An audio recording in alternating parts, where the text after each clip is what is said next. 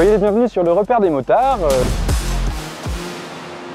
Pour cet essai des nouvelles Scrambler 1200 de Triumph. Alors nouvelles, pas tout à fait puisqu'on les connaît déjà, c'est un modèle apparu en 2019, mais cette fois-ci, eh bien, elles ont été entièrement revues et corrigées, surtout elles passent à la norme Euro 5 Plus au niveau du moteur et des émissions, mais aussi de tout ce qui va pouvoir être les corollaires de cette nouvelle norme, ce qui implique également donc d'avoir un peu moins de bruit et tout ce qui s'ensuit. Ce ne sont pas une seule, mais deux nouvelles Scramblers que l'on retrouve sur cette présentation qui se tient du côté de Malaga, la version X et la version XE, qui est la version la plus évoluée. Pourquoi? Eh bien tout simplement que celle-ci, on la connaissait déjà, mais elle a été améliorée cette année, comme on vient de le dire, au niveau du moteur pour avoir la norme Euro 5 +, mais aussi au niveau de son accastillage. On retrouve les poncifs que l'on avait déjà l'année dernière, mais ça a mûri. Et chez Triumph, en écoutant leur clientèle, ils se sont dit celle-ci, elle est vraiment très haute de selle, on a 870 mm, on avait des proportions à grand débattement, des gros freins. Est-ce qu'on n'a pas la possibilité de faire un peu moins cher et surtout un peu plus abordable aussi physiquement? Pour rappel, cette moto est aujourd'hui proposée à 16 495 €, 14 995 pour la version X. Alors, qu'est-ce qui va les différencier ces deux motos? Le freinage, pour commencer. Ici, des étriers style Lemma de chez Brembo avec des disques de 320 mm, là où sur la X, on ne retrouve plus que des étriers de 310 mm avec des étriers de piston Nissin en fixation axiale et non pas radiale comme sur la XE. Autre point de changement, la fourche et son débattement moins important sur la X que sur la XE. Et pour cause, cette moto est à vocation routière. On peut le voir également au niveau des montes pneumatiques qui sont différentes et au niveau des hauteurs de selle, 820 mm sur celle-ci, ce qui la rend beaucoup plus abordable. Au niveau de l'instrumentation, les deux blocs sont complètement différents. Qui dit deux blocs différents, dit commande au guidon différente également. Autre subtilité introduite sur la version X, on perd l'un des 6 modes moteurs disponibles sur la moto que vous voyez à ma gauche. Pour n'en avoir plus que 5, l'Enduro Pro passe aux oubliettes, qu'à cela ne tienne. Après tout, cette moto-là n'est pas pour vocation de faire du enduro hard, mais du tout chemin et de vous emmener un peu partout, comme bon vous semble, mais surtout de la meilleure des manières, sur route. Triumph a également corrigé les problèmes rencontrés d'émissions de chaleur au niveau de la ligne d'échappement. Pourquoi? Tout simplement parce qu'on avait tendance à se cramer l'intérieur des cuisses, il n'y a pas d'autre mot. Lorsqu'on se retrouvait à l'arrêt ou dès que ça commençait vraiment à chauffer, surtout qu'on a la jambe qui se retrouve immédiatement en contact avec la ligne côté droit. Bon, et bien maintenant que les présentations sont faites, on va aller rouler, on va vous donner nos impressions sur l'une et l'autre de ces motos. On va se focaliser un peu plus sur la X, tout simplement parce que c'est la plus grosse des nouveautés. Dernier point, eh bien, le poids est en faveur, là encore, de la X. On a 2-3 kg de différence avec tout juste 230 kg pour celle-ci et 228 pour celle-là. Qu'est-ce que ça donne? La réponse tout de suite. C'est parti pour la découverte de cette nouvelle Triumph 1200 Scrambler X. Une moto essentiellement routière, sachant qu'elle va avoir une selle relativement basse, des repose-pieds remontés, un guidon moins large que la version enduro que nous allons également essayer. Et la position des bras, elle plonge légèrement sur le guidon. On est assis assez confortablement, mais les jambes sont malgré tout pliées. C'est assez spécial. On se retrouve avec les jambes complètement contre la ligne. Et ça va faire à peine 500 mètres qu'on est parti et je ressens déjà la chaleur. Ce qu'on peut dire aussi, c'est que la selle, elle est relativement ferme, elle n'a pas l'air excessivement rembourrée. Bon, ça c'est apparemment un compromis à faire pour bénéficier d'une moto accessible et qui permette de poser les pieds au sol lors des arrêts. Alors les commodos, ils sont assez agréables, ils tiennent bien en main, ils sont compacts. Ça c'est appréciable à une heure où il y a vraiment de l'inflation à tous les niveaux partout. Et ben cette Scrambler 1200, c'est plutôt la moto de la déflation. Une déflation tarifaire, une déflation au niveau du volume. C'est une démarche appréciable parce qu'on n'a pas tous des gabarits de Golgoth. Alors la différence entre les différents modes, elle est assez marquée. On va avoir une réponse au gaz plus ou moins immédiate, mais il y aura quand même un point qui ressort, c'est une certaine douceur là lorsque l'on accélère, et surtout il y a une vraie souplesse. Voilà, là on évolue en 6 à 50 km/h et le bicylindre il accepte d'être en dessous de 2000 tours minute et de reprendre. On ne sent pas une vie excessive sous les fesses, mais il y a ce côté agréable des moteurs avec 2 cylindres. En ville, il est sympathique ce Scrambler 1200. On est à l'aise. Bon, ça chauffe toujours hein, au niveau du mollet. Il y a une présence un peu comme, allez, on va dire un petit radiateur. C'est pas dérangeant. Mais bon, là, on a un pantalon avec une doublure, un collant en dessous. Pour le reste, eh bien, la moto est maniable. On a une direction qui est assez naturelle. Une moto qui apparaît très stable, facile à emmener. Par contre, niveau rayon de braquage, on a pu remarquer tout à l'heure lors d'une manœuvre que c'était encore pas extraordinaire, hein. On sent que la finition, elle est vraiment au top pour cette moto. Et des belles pièces, là on se retrouve avec une bande en aluminium sur le réservoir, un bouchon de type Monza, ça c'est joli hein, quand on roule.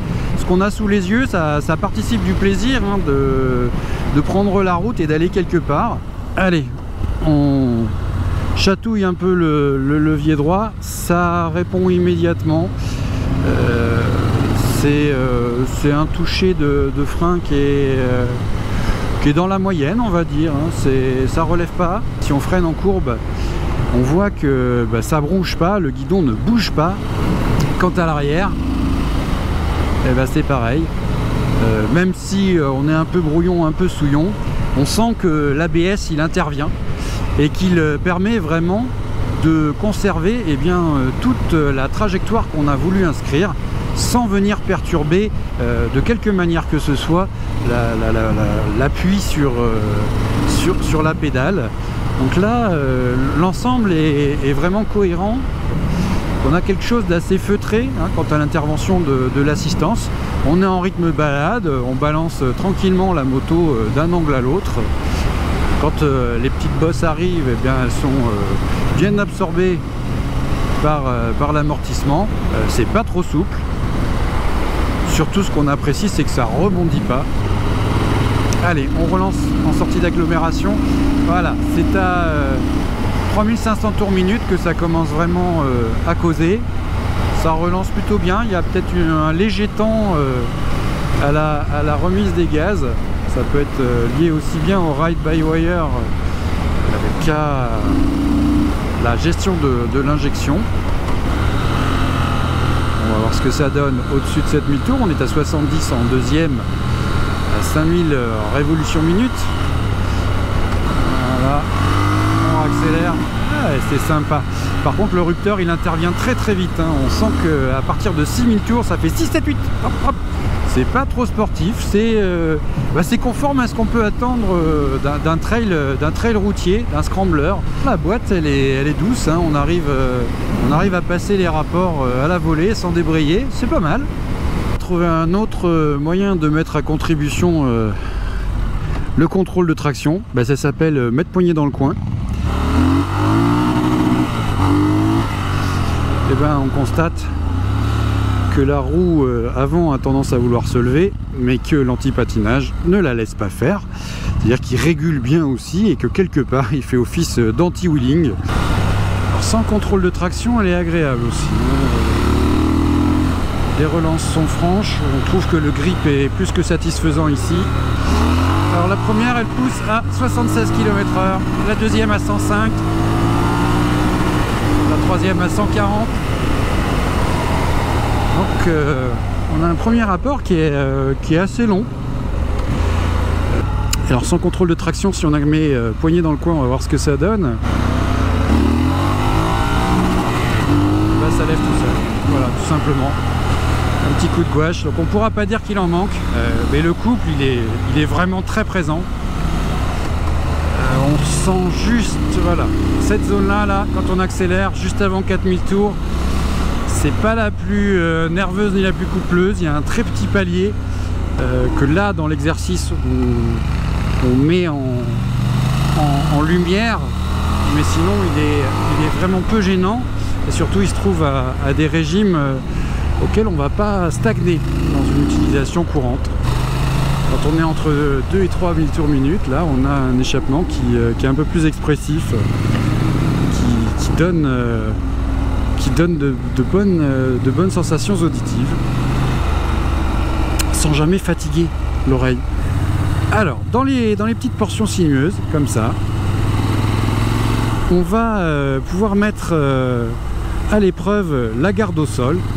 Quand on a fait nos actions à un rythme assez soutenu sur une route fermée, on a pu constater que aux alentours de 120-130, quand on commence à prendre du virage serré, et là vous voyez je suis à 45 km/h et ça vient de frotter, comme pour illustrer ce que je viens de vous dire. Donc on a une garde au sol qui est pas immense. Alors on n'a pas tout à fait, voire pas du tout les mêmes impressions que sur la X. La position de conduite est différente, les bras sont plus relevés, on voit que au lieu d'être plongeant comme ça, on a plutôt les bras à l'équerre et qui vont dans le sens de la route. Et puis la selle est évidemment plus haute. Eh bien on se retrouve maintenant sur du chemin roulant. C'est une moto toujours bien équilibrée, mais elle en met un peu plus dans les bras, le guidon est davantage relevé. Surtout ça c'est pour évidemment conduire debout. On est passé également en mode off-road pro. Alors le mode off-road pro, c'est celui qui désactive tout, c'est-à-dire le contrôle de traction, l'ABS, avant comme à l'arrière, mais ça permet d'avoir une constance de réaction. Ça c'est quelque chose que personnellement j'apprécie, de pouvoir toujours savoir comment ça va réagir, à quel moment, parce que ça fait partie des points remarqués sur cette moto. L'ABS, tout comme le freinage, il va avoir tendance à s'adapter, on va dire, à se réguler, à équilibrer les pressions entre la pédale et le levier, et donc on n'a pas toujours ce qu'on aimerait avoir en termes de consistance et de constance. Question amortissement. C'est une question de goût. Personnellement, moi j'aime bien les motos qui ont un côté un peu plus filtrant. Là on a une réponse et ça remonte très directement dans la colonne. Ça glissouille, c'est agréable. On n'a pas l'impression de se faire déborder et ça c'est vraiment essentiel. Déjà parce qu'on reste dans un régime moteur intéressant. On est dans les 2000 tours minute, entre 2 et 4000. C'est dans le gras, mais c'est pas encore le gras qui pousse, le gras qui impressionne. Celui-là on l'a un petit peu plus tard, au-delà de 5000, et pour tout dire, présentement on n'y va pas, sauf éventuellement pour provoquer les dites glisses précédemment évoquées. Voilà, comme ça, tout simplement. Oh, c'est technique. Hop. Alors faut pas la laisser trop se reposer sur l'avant, c'est quelque chose que j'ai remarqué là. Alors il faut vraiment le filet de gaz, il est très important pour conserver une bonne direction, pour conserver tout le bénéfice d'une moto finalement très saine dans cet environnement là. Faut pas laisser revenir le poids sur l'avant, et donc faut en renvoyer volontiers sur l'arrière. Voilà, grosse pierre en sortie de virage, petit coup de gaz, tout passe, ça se remet en ligne. Allez, un jump, et voilà, c'est fait. La chose un peu surprenante au départ, et à laquelle il faut s'habituer, c'est le levier de frein, parce que c'est un mètre cylindre qui n'est pas le même non plus que sur la X. Et donc il faut considérer le fait que l'écartement du levier, même quand il est dans sa position la plus rapprochée, on a quand même très rapidement une attaque. Et en off-road au départ, on se demande si on va pas avoir tendance à bloquer. Il se trouve que le feeling il est très bon, et donc on arrive quand même à contrôler assez finement ce qu'on fait, même sans être un cador. Et ça franchement c'est grandement dû au niveau de l'équipement. Ah, il y a des moutons. On vient de sortir des chemins en terre, mais une fois sur la route, eh bien, on peut aussi apprécier de la même manière les suspensions réglables. La position de conduite de la 1200 XE, elle est plus agréable, car, notamment pour les grands gabarits, parce qu'on est beaucoup moins compacté. On bénéficie toujours de cette maniabilité. Il faut simplement corriger un petit peu plus qu'avec la X. On doit la tenir un peu mieux. C'est pas la même conduite. Elle a une meilleure garde au sol au niveau des repose-pieds. Ça, c'est vraiment appréciable si vous avez vocation à rouler un peu plus fort et à vous faire vraiment plaisir au guidon. En virage, le réglage il est assez doux de la fourche et de la suspension. Ça a tendance à relever un peu plus que la X, mais ça bouge pas, et surtout ça aménage un toucher de route qui est supérieur. Par contre, pour ce qui est de l'instrumentation, sincèrement, le bloc de la X il est largement suffisant. Celui-là il est un peu plus technique, un peu plus technologique, si on peut dire, avec une définition supérieure, mais il fait le job de la même manière. Par contre, toujours, et plus encore que sur la X, on a niveau ergonomie cette plaque qui vous rentre dans le tibia, dans la jambe. Là on est... la position des jambes, comme elle est plus relevée, ça chute, l'angle est différent, hein, mais ce qui fait qu'au lieu de se retrouver sur la partie en plastique de la ligne d'échappement, on est sur la partie en métal, et franchement c'est pas ce qu'il y a de plus agréable. On va devoir se reculer un peu en selle pour éviter d'avoir cette partie qui dérange.